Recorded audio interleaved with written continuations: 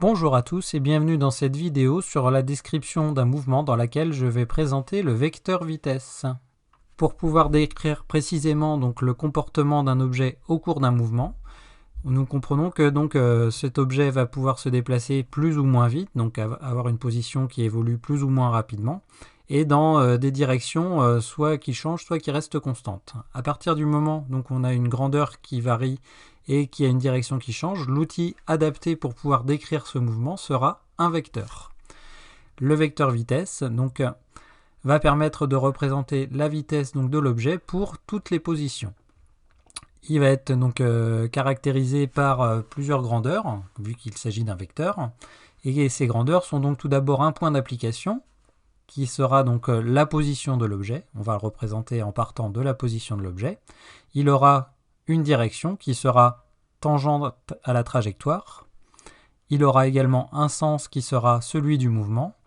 Et il aura une norme, c'est-à-dire une longueur, qui sera liée à la valeur de la vitesse instantanée pour la position considérée, et cette valeur sera exprimée en mètres par seconde. Le vecteur vitesse étant lié à la notion de vitesse instantanée, va donc également lui aussi être dépendant du référentiel d'étude. Voyons maintenant la méthode qui va permettre de tracer un vecteur vitesse. On va commencer tout d'abord par déterminer l'échelle du graphique qui représentera les différentes positions de l'objet. Ensuite, on détermine la distance mi-1, mi+1 pour faire cette mesure pour pouvoir représenter le vecteur vitesse au point mi.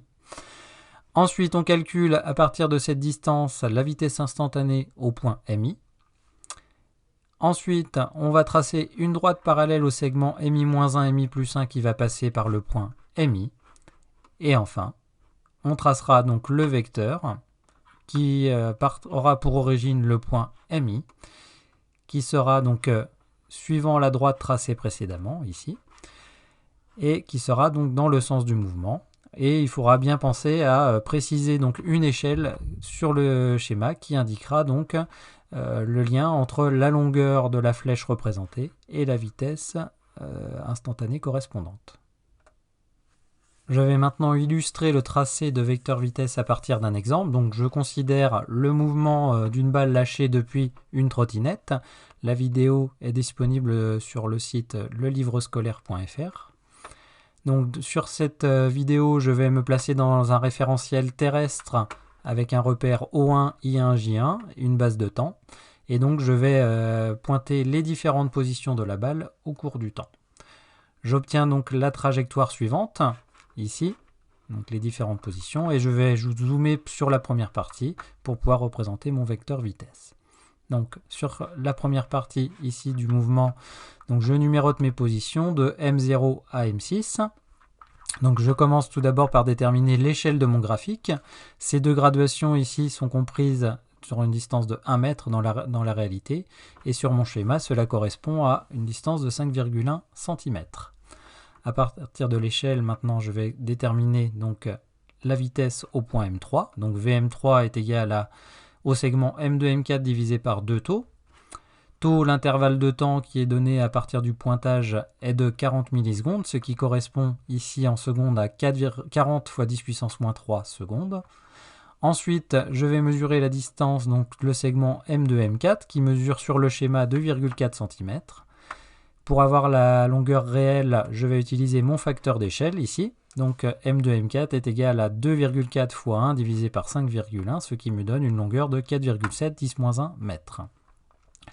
À partir de cette longueur et du temps, je vais pouvoir calculer la vitesse Vm3 qui sera égale à 4,7 10-1 sur 2 fois 40 fois 10-3, ce qui me donne une vitesse instantanée de 5,9 fois 10 puissance moins 1 mètres seconde moins 1.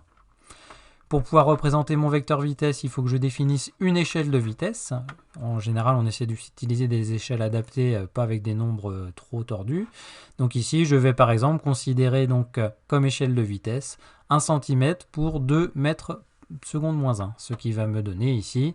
Ça veut dire que je vais diviser par 2 pour avoir la longueur de mon vecteur, ce qui va me faire une flèche de 2,45 cm.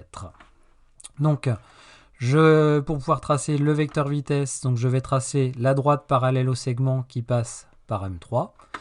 Mon vecteur va partir du point M3, le sens du mouvement est vers la gauche, et donc je vais faire une flèche de 2,45 cm. Donc j'obtiens ici le vecteur vitesse. J'indique dessus donc le nom de ce vecteur ici, qui est le vecteur VM3. Et donc j'ai obtenu le vecteur vitesse au point M3.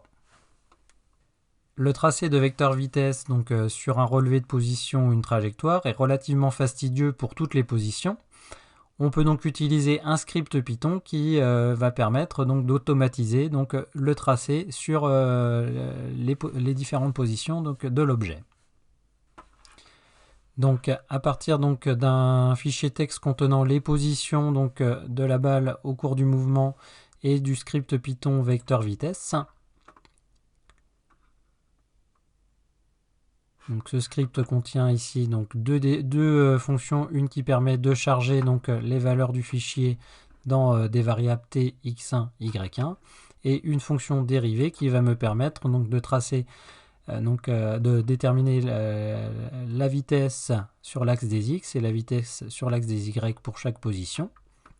À partir donc des valeurs de vitesse et de position, je vais donc représenter à l'aide donc de la commande plt.quiver qui me permet donc de tracer des vecteurs au point à chaque fois donc d'abscisse x1, y1 et avec les coordonnées du vecteur qui seront vx1 et vy1.